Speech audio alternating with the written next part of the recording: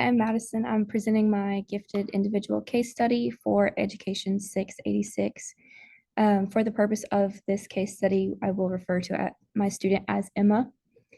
The purpose of this case study was to really look into the life of a gifted individual and be able to learn more from them and about them, while during the course we're learning about different attributes, traits, actions, ways of thinking of gifted students. So doing this case study, I was able to learn all of that and more and compare it to what we have been learning. So I chose Emma, my student. At first, I really didn't know who to choose or how to choose, but I spoke to a gifted teacher at my school because I don't teach gifted. And he suggested Emma because she was just a good student, a good example of a gifted student who also takes classes with students who are not gifted. And I really was able to learn a lot from her and from those who she surrounds herself with, including her mother and her teacher, who I was able to interview as well. So in order to be identified gifted in Calcasieu Parish, there are 4 steps. There is referral, and then screening, and then evaluation, and then placement. So Emma went through all of these steps. So to be referred, it's usually by a teacher, and sometimes a parent can be someone to refer them. But Emma was referred by her teacher, her first grade teacher. And her mother also thought that she should be gifted. So she was very willing to go through the process and to do whatever she needed in order to go through with that referral. After she was referred, then she goes into that screening assessment. So she scored above and average for all the scores needed. And so then she went into the evaluation and then took the aptitude test, which she also passed with both average scores and above average scores. And then placement, she was placed into the gifted program in first grade, which we will look at the documents for. And then goals are placed with her IEP, which I also have attached in this. And then she just goes on through there each year. The IEP is up for review and goes through counselors and school staff, and to make sure that she is keeping up with and still a person that should be in the gifted program. So these are again the 4 steps of how a subject is identified gifted in Calcasieu Parish. The first being referral, which is from teachers, friends, students, or parents. Again, Emma was referred by her teacher. Then screening, she went through that, and evaluation and passed both of those. It says that the pupil appraisement department must notify the parents that they are qualifying, and then eventually look over it again and make sure that they have passed all requirements, whether it be scores, behavior, attitude, demeanor.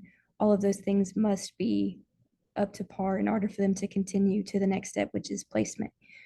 The placement goes through with an IEP and then is put into place. The student is put into a school, into a program where they will go from there into the gifted program. So here are some of Emma's documents. You can see that in first grade, she was starting this process and going through with it.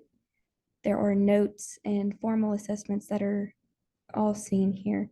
It shows her scores in the aptitude test, and then here with the matrix score, which is actually really important. They have to score a certain number in order to be considered for that next step. And then here is her IEP, which is from this year, but it goes over concerns, evaluation, things that need to be put in place. Is this student struggling? Does this student need to be reevaluated? How is this student doing? And so here it talks about her interests. When she was younger, she was more interested in math and then took a liking to English, which is actually seen through her data and through her different IEPs over the years. And then it just continues to go over how she is, how she works, how she is as a student, and what is the next step moving forward. So there are several themes that I noticed throughout the case study. One being that her parents were very encouraging and very supportive. I interviewed her mother as well as her, And both of them mentioned that she started reading at a very young age. And the same thing with her little sister, who is also gifted. So they really cultivated that environment needed in order to succeed and to be pushed and to make it into that gifted program and then keep up with what is needed in order to stay there. She's very confident in herself, very confident in her abilities, which was also noticed by her teacher. None of the interviewees were given information about other people's interviews. So it was interesting to see how these themes pop up and some of the same things were said actually about the student. She says that she reads a lot and she was always read to as a child until she could start reading, and she read all the time. And her mother said the same thing. When asked about her home environment, the teacher said that she had a very supportive home environment. They're very involved, very helpful, and very encouraging. They were never discouraging about mistakes or anything. They rather saw them as learning processes and learning steps in order to keep moving forward. There was a lot of quotes that I took from the Peerto book and from the EGT about gifted children. And so certain things that are generalized about gifted students and also research things. So here we can see that Peerto mentions that girls should be taught in school and at home that success is not measured by IQ. It is what is done with innate talents that determines success. And she really has that son of home that is supporting her and really keeping her going and pushing her forward. So another theme that I really found a lot was self-awareness. She is very aware of what she is able to do. She's very aware of what she is good at and maybe what she's not so good at. I asked her how she would describe herself, and then I also asked that same question to her mother and her teacher, and they all kind of gave me the same adjectives, which are actually some of them that are found on the big page 24 of the EGT that list many of the common traits that they have. So some that I found were really prominent were confident, independent, a strong internal control, driven, inquisitive, problem solving, and then early and rapid learning, as I just mentioned. She mentions that when she does not know the answer to a question, it's not a negative thing. And her teacher said the same thing. Again, he had no idea what she said. And he was like, she's never stumped. She's never, if she doesn't understand, it's not a bad thing. She will sit there and she will ask you until she understands, or she will ask someone else. She is never kind of beating herself down about not knowing something. She sees it rather as an opportunity, which is actually a really big strength for her to have. She's very aware of things that she's good at and things that she likes because she's good at them, which is really important in her schooling. She's very good at taking criticism and receiving feedback and then using that to be better moving forward. And that really does stem from her home environment as well.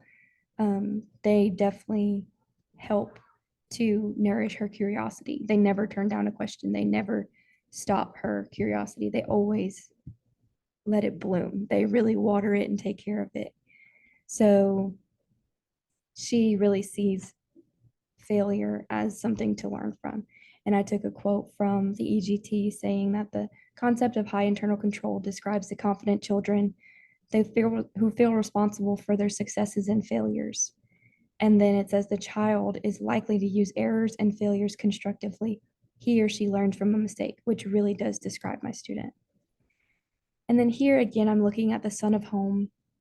I asked her what she would describe her home life as, and she said it was very positive. Her younger sister is also gifted, and is definitely seen with the way that her mother talks about them and the way that she pushes them not to perfection, but to be their best and to work their best and to do as much as they can.